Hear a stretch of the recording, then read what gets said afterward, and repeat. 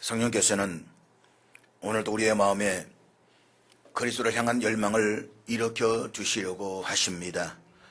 우리의 마음을 영원한 본향으로 향하게 하시고 하나님의 임재로 나아가도록 우리를 이끌어 가기를 원하고 계십니다. 그래서 우리가 그리스도 안에서 상상하고 꿈꾸는 것보다 훨씬 더 많은 것을 이 땅에서 누리게 하려고 하십니다. 그런데 문제는 우리가 성령의 음성만을 듣는 것이 아니라는 것입니다. 오히려 우리는 육신의 욕망을 부추기는 달콤한 음성을 더 많이 들으려고 합니다. 그래서 우리의 육신은 지금 당장 채우고 즐길 수 있는 그것들에 만족하도록 만듭니다. 때문에 우리는 그리스도 안에서 성령께서 주시는 풍성한 은혜를 누리지 못하는 것입니다. 기억하십시오. 우리가 자신의 문제만을 가지고 주님께로 나아가게 되면 주님을 아주 조금밖에는 체험하지 못합니다. 우리가 그분을 만나는 것보다 우리의 문제만 몰두해서 문제 해결에만 급급하게 되면 그리스도의 임재가 주시는 경외감을 맛볼 수가 없습니다. 사랑하는 여러분, 우리가 참으로 사모해야 하는 것은 예수 그리스도 그분이 주시는 그 어떤 것이 아니라 그분으로 인한 기쁨이어야만 합니다. 그러기 위해서 우리는 그분의 임재 안으로 들어가야만 합니다. 그래서 깨어진 꿈 가운데에서도 그분 안에서 우리를 붙잡아 주시는 소망을 체험할 수가 있어야만 합니다. 고통 가운데에서도 그분 안에서 붙잡아 주시는 은혜, 지탱해 주시는 기쁨을 체험할 수가 있어야만 합니다. 그리스도의 임재에서 오는 참된 만족과 기쁨을 맛보는 순간 집으로 돌아가는 우리의 마음은 감격으로 뜨거워질 것입니다. 오늘 예배 가운데 이 놀라운 은혜를 맛보게 되기를 축복합니다. 그래서 교회 올 때의 마음과 갈 때의 마음이 달라질 수 있기를 축복합니다. 잊지 마십시오. 예수 그리스도 안에는 우리가 상상했던 것보다 훨씬 더 많은 것들이 있습니다. 그런데 우리는 너무나도 조금밖에 누리지 못하고 있습니다. 그분을 조금밖에는 맛보지 못하고 있습니다. 왜 그럴까요? 그분을 위한 기쁨보다는 그분이 주시는 것들에게 더 기쁨을 누리려 하고 있기 때문인 것입니다. 하나님 임재 안에서의 관계가 주는 기쁨보다 그 만족보다 그분이 주시는 그것들로 인해서 우리가 만족하려고 하기 때문인 것입니다. 주 음성 외에는 참 기쁨 없도다. 그렇습니다. 여러분, 예수 그리스도 그분과의 관계를 회복하십시오. 그리고 그리스도 더 깊은 인격적인 관계를 추구하십시오. 오직 하나님만을 의지하고 그분을 더 잘 알아가십시오. 하나님 우리에게 가장 좋은 천국을 주셨습니다. 하나님 우리에게 가장 귀하고 복된 이름 예수 그리스도를 주셨습니다. 그럼에도 불구하고 우리가 다른 그 무엇을 원한다라고 하는 것은 그분 하나님을 멸시하는 것과 마찬가지라는 사실을 잊지 마십시오. 오늘 본문 3절에서 바울은 빌레몬의 가족을 향해서 문안 인사를 하고 있습니다. 하나님 우리 아버지와 주 예수 그리스도로부터 은혜와 평강이 너희에게 있을지어다. 우리는 여기에서 은혜와 평강이라고 하는 중요한 두 가지 단어를 발견하게 됩니다. 이것은 기독교에서만 사용하는 독특한 인사말입니다. 여기서 은혜라고 하는 말은 헬라어로 카리스라는 말로서 헬라인들이 일반적으로 인사할 때에 사용하는 단어입니다.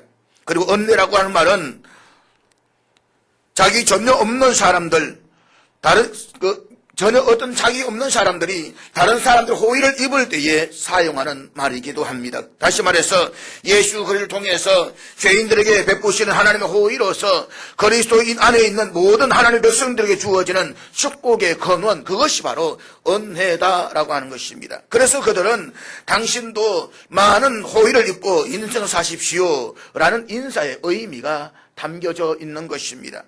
그런가 하면 평강, 이 평강이라는 말은 헬라어로 에이레네라고 하는 것인데 이 말은 유대인의 인사말인 샬롬을 헬라어로 번역한 것입니다. 그러니까 평강이라는 말은 본래 히브리 사람들의 인사법인 것입니다. 샬롬, 평강이 당신에게 있을지어다. 그런데 사도 바울은 헬라어와 히브리 사람들이 즐겨 사용하는 이 두 가지 유명한 인사법을 동시에 신앙 안에서 함께 사용하고 있습니다. 은혜와 평강이 너희에게 있을지어다. 헬라와 히브리 사람들이 가장 소중히 여겼던 덕이 그리스도 안에서 만나고 있는 것을 우리는 여기에서 보여주고 있는 것입니다. 그렇습니다. 예수 그리스도 안에서는 모든 문화가 만날 수 있어야만 합니다. 그리스도 복음 안에서는 서로 다른 문화가 녹아져서 하나가 될 수가 있어야만 합니다. 서로 다른 생각들이 그리스도의 복음으로 하나가 되어야만 합니다. 서로 다른 인종과 사람들이 그리스도 안에서 한 형제 자매가 될 수가 있어야 되는 것입니다. 그것이 바로 복음의 능력인 것입니다. 특별히 은혜라고 하는 말은 기독교적 개념에서 볼 때에 가장 소중한 그리스도인들의 신앙적 체험을 말하고 있습니다. 하나님 앞에서 도무지 구원받을 자격이 없는 우리가 하나님의 놀라우신 은혜로 말미암아서 죄사함 받았습니다. 그리고 하나님의 존귀한 자녀가 되었습니다. 이것이야말로 은혜 중의 은혜인 것입니다. 기억하십시오. 우리에게 말로 다 할 수 없는 하나님의 은혜가 먼저 있었습니다. 하나님의 말할 수 없는 그 놀라운 은혜가 있었기 때문에 우리 안에 믿음이 일어날 수가 있었던 것입니다. 하나님의 은혜가 임하지 않으면 우리 안에 어떤 믿음도 생길 수가 없는 것입니다. 하나님의 놀라운 은혜가 있었기 때문에 우리는 지금 구원받은 자의 삶을 누리고 있습니다. 그리고 이 하나님의 은혜를 체험한 사람들만이 평강의 비밀을 압니다. 다시 말하면 평강은 하나님과 인간 사이에 죄로 인해서 빚어진 원수의 관계가 하나님의 은혜를 통해서 화목하게 된 관계로 변화될 때에 생기는 결과, 그것이 바로 평강이라고 하는 것입니다. 바울은 지금 이 인사법을 사용하고 있는 것입니다. 그런데 여러분, 사도 바울은 은혜와 평강이라는 단어의 순서를 한 번도 뒤바꾼 적이 없습니다. 그는 언제나 은혜를 먼저 말하고 있습니다. 하나님 은혜가 먼저였습니다. 그리고 그 다음에 평강을 말합니다. 하나님의 은혜가 없이는 하나님께 주시는 평강을 체험할 수가 없습니다. 하나님으로부터 은혜를 입어야만 그 다음에 우리는 평강을 소유할 수가 있습니다. 그렇습니다. 하나님의 은혜가 떠난 그 심령에는 결코 평강이 임하지 않습니다. 아무리 많은 보화를 소유하고 있다고 할지라도 하나님의 은혜가 없는 그 가정에는 결코 평강한 삶을 누릴 수가 없는 것입니다. 그러므로 마음의 평강을 구하시는 사랑하는 여러분, 먼저 하나님의 은혜를 구하십시오. 하나님의 은혜를 구하십시오. 나를 향한 하나님의 깊은 은혜 속에 들어가서 주님을 만나십시오.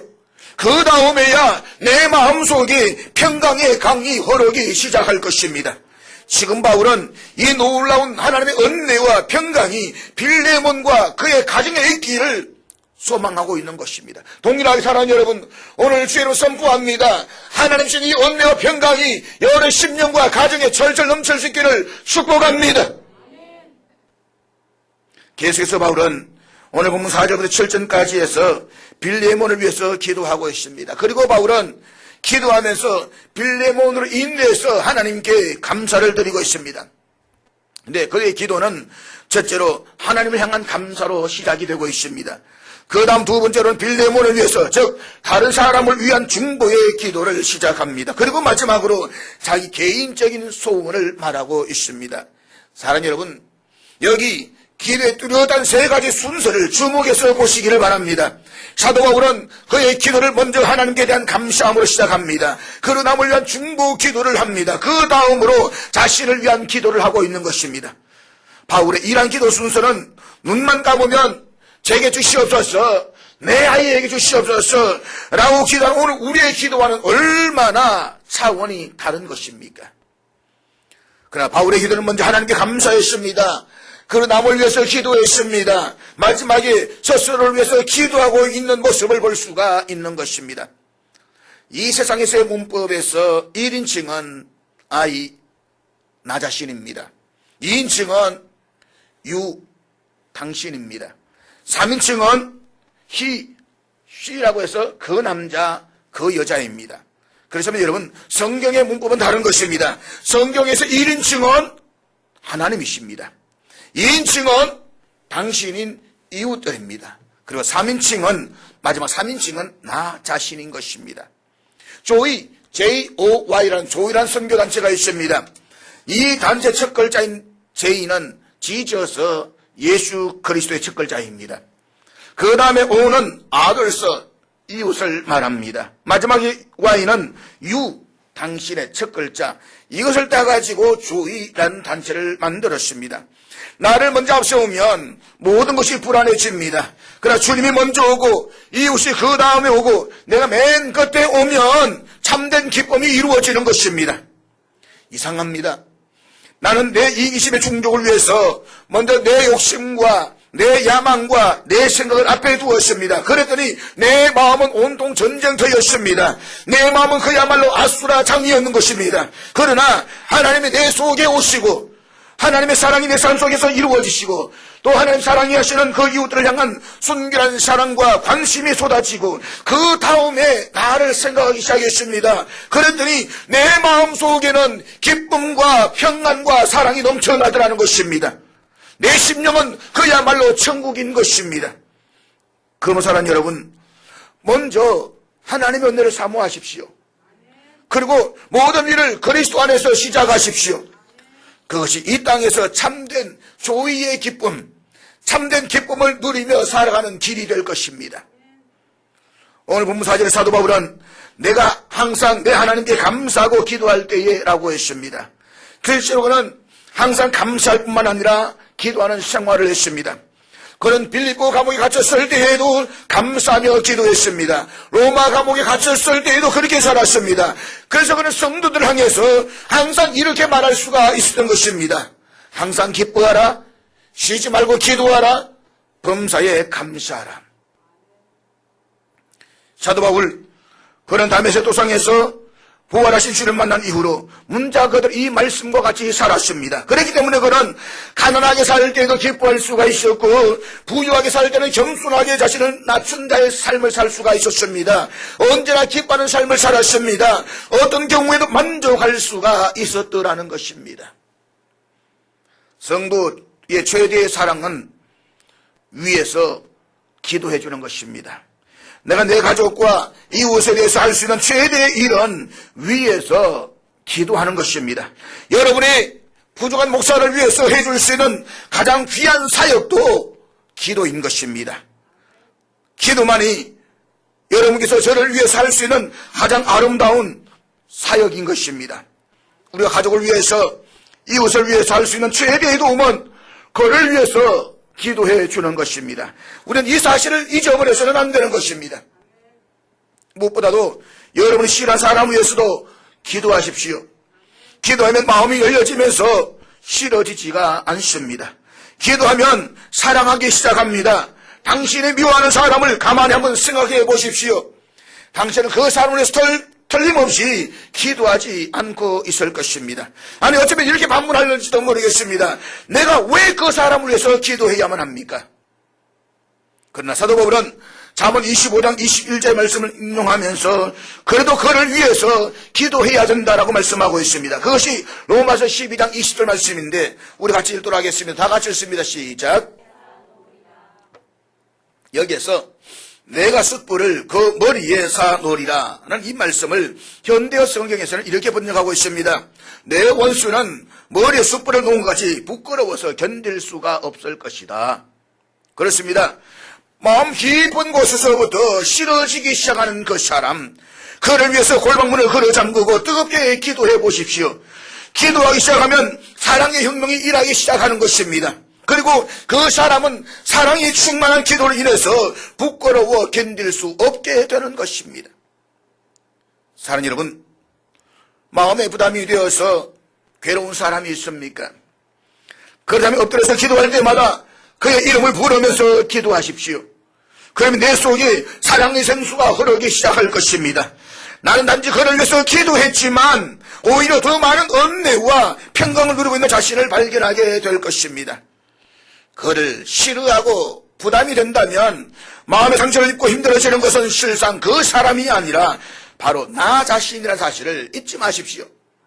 그 사람이 내 인생을 망칠 수는 없는 것입니다. 그 사람이 내 마음을 무너뜨릴 수는 없는 것입니다. 그 사람이 내 마음의 평안을 깨뜨릴 수는 없는 것입니다. 특별히 바울은 빌레몬을 생각하면서 두 가지를 감사하고 있습니다. 그것이 5절 말씀인데 우리 한번 같이 또 읽겠습니다. 5절 읽습니다. 여기에서 더러미니라고 하는 말은 어쩌다 한 번 들었다는 그런 이야기가 아닙니다. 더러미니에 해당하는 헬라어 아쿠온이라고 하는 말은 현재 분사로서 바울이 빌레몬에 대해서 지속적으로 계속 듣고 있다는 말인 것입니다. 그리고 과거에만 그러했다는 것이 아니라 지금 현재에도 여전히 사랑과 믿음을 보여주고 있다는 것입니다. 그 사랑과 믿음이 전혀 변하지 않았다는 것입니다. 그래서 바울은 빌레몬을 향해서 이렇게 감사하고 있는 것입니다. 빌레몬이여, 내게 사랑이 있고 내게 믿음이 있다는 사실 때문에 나는 하나님 앞에 감사하노라. 그런데 사도 바울은 빌레몬에 대한 이와 같은 아름다운 이야기를 누구에게서 들었을까요? 두 사람을 생각해 볼 수가 있습니다. 한 사람은 골로새서를 통해서 살펴볼 때에 그가 에바브라일 것이다 라고 이야기를 합니다. 골로새에서 신부름을 가지고 바울을 도와주러 왔던, 문안에 왔던 그 사람 에바브로 말입니다. 그 또 한 사람은 빌레몬의 종이었던 오네시모일 것입니다. 아마 사도 바울은 이들 두 사람에게서 빌레몬에 관한 이야기를 들었을 것입니다. 어떤 이야기입니까? 빌레몬이라는 사람이 그리스도를 굳게 믿는 가운데서 모든 사람들을 진심으로 사랑한다는 이야기입니다. 아마 이것이 오네시모에서 들었다라고 한다면 여러분, 이거 놀라운 사건이 아닐 수가 없는 것입니다. 재산을 축내어서 도망갔던 노예였던 오네시모, 그 오네시모가 도망을 왔지만 그래도 그 마음속에는 빌레몬을 향한 마음을 가지고 있었다는 것입니다. 어떤 마음입니까? 야, 우리 주인은 다른 주인과 다르더라. 우리 주인은 그래도 믿음과 사랑이 넘치는 사람이었다. 내가 그것 하나만은 인정한다. 내가 비록 도둑놈이고 도망쳐 왔지만 그래도 내 주인 빌레몬은 다른 사람과는 달랐다. 이 이야기인 것입니다. 사랑하는 여러분, 우리 그리스도인들에게 최대의 자산은 무엇일까요? 그것은 바로 사랑과 믿음입니다. 여기서 믿음이라고 하는 것은 어떤 막연한 믿음을 말하는 것이 아닙니다. 그것은 주 예수 그리스도 안에서의 믿음이라고 바울은 말하고 있습니다. 사랑도 막연한 어떤 사랑이 아니라 그리스도 안에서 성도를 향한 사랑을 이야기하고 있는 것입니다. 그런 의미에서 믿음이 천국의 문을 여는 열쇠라고 말한다면 사랑은 바로 천국의 그 현장인 것입니다. 믿음이 신앙생활의 시작인 알파라고 한다면 사랑은 신앙생활의 마지막인 오메가라고 말할 수 있습니다. 믿음으로 시작해서 사랑을 향해 올라가는 여정, 그것이 우리 신앙생활이어야 된다는 사실을 사랑하는 여러분 잊지 마십시오. 그리고 우리 모두 함께 그 길을 걸어갈 수 있기를 축복합니다. 그것이 바로 빌레몬의 삶이 우리에게 주고 있는 도전인 것입니다. 우리 잘 아는 베드로후서 1장 5절 7절까지의 말씀을 한번 같이 보도록 하겠습니다. 우리 같이 읽겠습니다. 시작. 사도 베드로가 이 말씀을 하고 있는 이유가 무엇일까요? 그 이유를 우리는 앞에 절의 4절에서 말씀하고 있습니다. 4절의 말씀 다시 한번 우리 같이 읽도록 하겠습니다. 4절 같이 읽겠습니다. 시작. 이로써 그 보배롭고 지극히 큰 약속을 우리에게 주사 이 약속으로 말미암아 너희가 정욕 때문에 세상에서 썩어질 것을 피하여 신성한 성품에 참여하는 자가 되게 하려 하셨느니라. 신성한 성품에 참여하는 자가 되게 하셨다. 이 말씀은 초대교회 성도들이 붙잡았던 구원관이었습니다. 초대교회 성도들은 그리스도의 신성한 성품에 참여하는 자가 되기 위해서 몸바쳐 헌신했습니다. 그런데 우리가 그리스도의 신성한 성품에 참여하는 자의 삶을 살기 위해서는 어떻게 해야 하는가? 그래서 5절에서 그러므로 라고 말하면서 성도들이 구체적으로 힘써야 할 것들에 대해서 말씀하고 있는 것입니다. 5절에서 그러므로 라고 하는 말씀은 헬라 원문에 따른다라고 한다면 바로 이러한 이유 때문에 다시 한번 우리가 그리스도 신성한 성품에 참여하기 위해서 구원받은 자의 삶을 살기 위해서 라는 이 말인 것입니다. 그래서 우리가 그 신성한 성품에 참여하는 이유 때문에 믿음의 덕의 지식의 절제를 그리고 사랑을 더하라 라고 말씀을 하고 있는 것입니다. 그런데 여기에서 믿음은 하나님께서 그의 택한 자들에 주시는 선물로서 하나님 은혜에 대한 응답입니다. 따라서 그리스도인들은 믿음을 통해서 구원을 얻게 될 뿐만 아니라 세상과 썩어질 것을 피하고 하나님의 신성한 성품에 참여하게 되는 것입니다. 그렇기 때문에 믿음은 우리 그리스도인들의 삶의 밑바탕이 된다고 말할 수 있는 것입니다. 그러나 기억하십시오. 그리스도인들은 믿음을 통해서 구원을 얻는 것에만 만족해서는 안 됩니다. 그 이상을 향해서 나아갈 수가 있어야 되는 것입니다. 내 구원에만 만족하면 안 되는 것입니다. 그 이상을 바라볼 수가 있어야 되는 것입니다. 하나님께서는 성도들의 거룩한 삶을 추구하는 데 필요한 모든 영적 자원을 다 주셨습니다. 그러므로 모든 그리스도인들은 하나님께서 주신 영적 자원을 바탕으로 스스로 신앙의 성숙을 향해서 나아갈 수가 있어야만 합니다. 그것이 바로 믿음으로 시작해서 덕과 지식, 절제, 인내, 경건, 형제 우애, 그리고 마지막으로 사랑으로 끝나야 한다는 사실을 우리에게 강조하고 있는 것입니다. 다시 말해서 믿음으로 시작된 그리스도인들의 덕목은 온전한 사랑으로 완성될 것입니다. 그리고 그리스도 신성한 성품에 참여하는 구원받은 자들이 반드시 맺어야 하는 열매가 바로 사랑이라고 하는 것입니다. 주님에 대한 믿음에 시작해서 사랑이란 큰 교훈을 배우기 위해 올라가는 삶, 그것이 우리가 추구해야 할 신앙생활의 전부인 것입니다. 사랑하는 여러분, 그리스도인에 있어서 시작은 믿음입니다. 믿음이 없이는 결국 하나님께로 나아갈 수가 없습니다.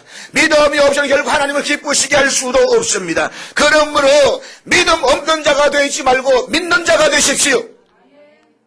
그러나 더 중요한 것은 사랑의 현장입니다. 우리가 믿음을 시작했지만 그 끝은 사랑이어야만 합니다. 믿음으로 구원받아서 하나님을 아버지로 모시게 되었습니다. 그 다음은 같은 믿음으로 구원받은 다른 형제들을 진심으로 사랑하는 것입니다. 그리고 우리 평생 동안 계속되는 그 사랑의 삶 속으로 들어가는 것입니다. 그리고 이 사랑은 저 영원한 하늘나라에서도 계속되는 것입니다. 그렇기 때문에 사도 바울은 고린도서 12장 31절에서 너희는 더욱 큰 은사를 사모하라 라고 말씀한 이후에 이어지는 13장에서 우리가 너무나 잘 아는 사랑장을 말씀하고 있습니다. 그리고 13장 마지막 절인 13절에서 이렇게 말씀하고 있습니다. 우리 같이 읽겠습니다. 시작. 여러분, 사도 바울이 고린도전서를 써서 보냈던 고린도 교회는 당시 초대 교회들 가운데서 가장 성령의 은사가 탁월하게 나왔던 교회 가운데 하나였습니다. 고린도 교회는 방언 통역과 병곤 치는 은사를 비롯해서 다양한 성령의 은사들이 뜨겁게 일어났던 교회였습니다. 그러나 그럼에도 불구하고 고린도 교회에는 성도들 간에 분쟁과 다툼이 끊이지 않았습니다. 교회 문제를 끊임없이 세상 법정에 끌고 가야만 했습니다. 바울파니, 게바파니, 아볼로파니 수많은 파도로 인해서 분쟁이 일어났습니다. 이유가 무엇일까? 사도는 그 이유가 바로 저들 가운데 사랑이 없었기 때문이라는 사실을 알았습니다. 고린도전서 12장은 우리가 잘 아는 성령의 은사장입니다. 거기에 보면 고린도 교회에 안에 나타났던 성령의 다양한 은사들에 대해서 말씀을 하고 있습니다. 그리고 14장은 방언과 예언에 관한 말씀이 기록되어져 있습니다. 12장과 14장 사이에는 몇 장이 있을까요? 당연한 거, 13장. 예, 13장이 있습니다. 그런데 이 고린도 13장은 사랑장이라고 해서 믿지 않는 사람들에게도 잘 알려져 있는 아주 유명한 장입니다. 그런데 여러분, 사도 바울이 고린도전서를 쓰면서 은사장인 12장과 또 방언과 예언에 관한 14장을 쓰면서 그 사이에 13장인 사랑장을 기록하고 있는 이유를 아십니까? 그것은 아무리 예언과 방언을 하고 각종 성령의 은사를 행한다라고 할지라도 사랑이 없으면 아무것도 아니라는 것입니다. 사람의 방언과 천사의 말을 할지라도 사랑이 없으면 소리나는 구리와 울리는 꽹과리가 될 뿐이라는 것입니다. 다시 말해 모든 은사는 사랑을 통해서 이루어져야 된다는 것입니다. 모든 사역은 사랑을 통해서 행해져야 된다는 것입니다. 그 사역에 사랑이 없으면 울리는 꽹과리인 것입니다. 여러분, 울리는 꽹과리 한번 들어보셨습니까? 시끄러워서 듣지를 못합니다. 오늘 우리 사회 속에서 오늘 한국 교회 안에서 사랑이 메말라져 버린 사람들, 그래서 올바른 소리는 하지만 바른 말은 맞지만은 오히려 사람의 길을 따라가는 사람들이 얼마나 많이 있습니까? 사랑이 없기 때문인 것입니다. 여러분, 모든 사역이 사랑으로 하시기를 바랍니다. 사랑의 연결의 고리가 되시기를 바랍니다. 사랑의 사람이 되시기를 바랍니다. 그것이 우리가 가야 할 믿음의 여정인 것입니다. 그러므로 그리스도인으로 믿음의 여정을 걸어감에 있어서 참으로 중요한 것은 사랑입니다. 잊지 마십시오. 믿음, 소망, 사랑, 그 중에 제일은 사랑이라는 사실을 말입니다. 계속해서 본문 6절 말씀 우리 같이 읽도록 하겠습니다. 6절 말씀 같이 읽습니다. 바울은 빌레몬의 믿음과 사랑을 칭찬하면서 네가 가지고 있는 믿음과 사랑이라는 선을 구체적으로 입증하도록 격려하고 있습니다. 빌레몬은 입술로만 믿음과 사랑을 외친 사람이 아니었습니다. 솔직히 오늘 교회 안에 믿음을 말하지만 삶의 현장에서 믿음 없이 살아가는 사람들이 얼마나 많이 있습니까?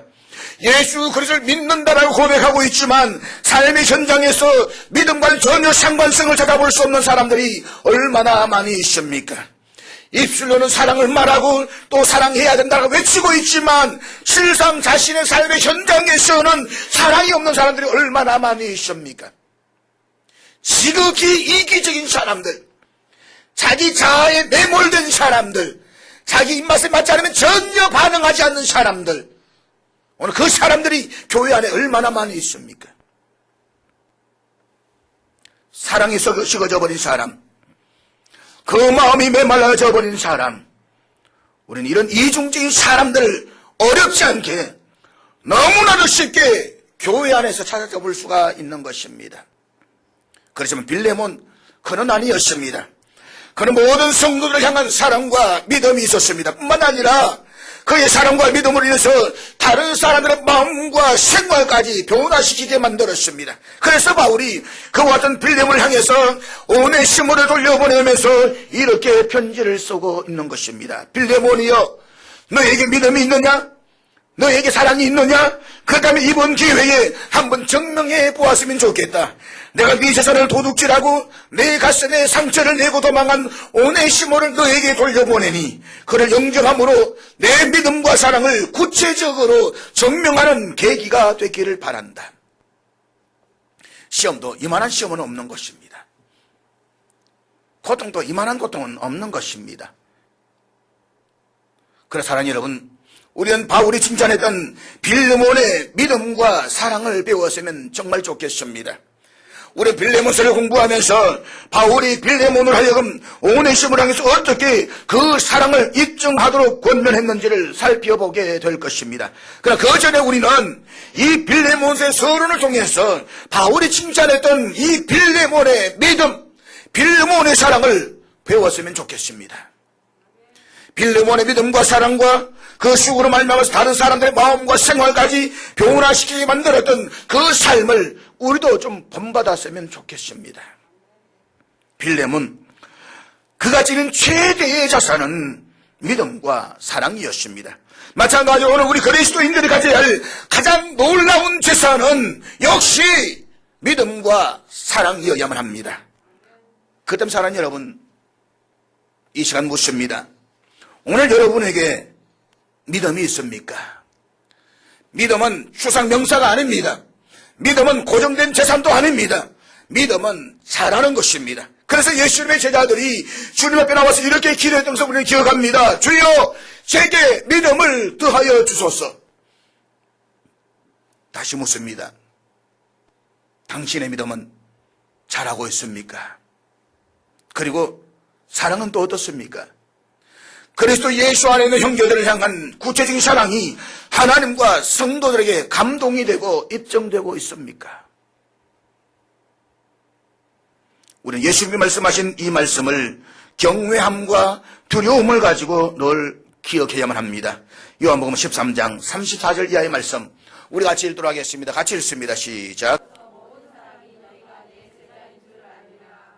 여러분, 사랑이라고 하는 것은 입에 발린 어떤 것이 아니라 이 사랑은 그리스도인들의 제자도를 시험하는 기준이 되는 것입니다. 너에게 사랑이 있느냐? 그 사랑을 통해서 주님의 제자됨을 나타낸다라고 하는 것입니다. 나와 같이 그리스도를 믿는 그러나 영 부담스러웠던 형제, 그리스도인이면서도 내 마음속에 큰 부담을 주었던 이웃들을 내가 사랑할 수가 있겠습니까? 여기에 우리 그리스도인들의 제자도에 대한 시험이 있습니다. 빌레몬의 사랑은 이제부터 시험을 받습니다. 자기의 재산을 축내서 도둑질한 사람, 그런 노예로서 자기가 말할 수 없는 상처를 입혔던 사람, 이 오네시모를 그가 어떻게 받아들일 수가 있다는 말입니까? 아니, 여러분이라면 받아들이시겠습니까?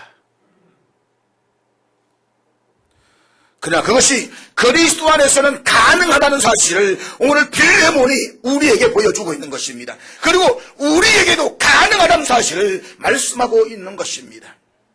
사랑하는 여러분, 당신의 손에 쥐고 있는 거짓된 행복을 버리고 그리스도로 인해서 즐거워하는 참된 행복으로 나아가 보십시오. 당신의 최고의 사랑을 오직 그리스도께만 드리십시오. 그 어떤 사람이나 그 어떤 사물도 그리스도의 자리를 대신할 수는 없습니다. 그리스도보다 못한 모든 것들은 그리스도의 사랑보다 못한 사랑으로 사랑하십시오. 모든 것을 사랑하되 주님보다 못하게 사랑하고 주님 안에서만 사랑하고 그리고 주님을 위해서만 사랑하십시오. 그러면 우리는 그리스도께서 주시는 풍성한 사랑으로 인해서 감격하게 될 것입니다. 사랑하는 여러분, 어떤 사람과 함께 있든지 기회가 있을 때마다 예수 그리스도에 대한 신실한 믿음과 사랑으로 나아갈 수 있기를 축복합니다. 그리고 그리스도께서 우리를 사랑하신 것과 같이 이웃과 형제를 사랑하십시오. 여러분이 다른 사람들을 그리스도에 대한 사랑으로 뜨겁게 사랑하고 애쓰는 사이에 여러분 자신도 사랑으로 뜨거워지기 시작할 것입니다. 그리스도를 최고로 사랑하는 사람과 함께 아름다운 공동체를 만들어가게 될 것입니다. 그 모습을 바라보는 목사는 하나님 앞에 감사하게 될 것입니다. 여러분을 인해서 감사할 수 있는 성도들, 여러분을 인해서 감사할 수 있는 목사가 될 수 있도록 우리 함께 세워갔으면 좋겠습니다.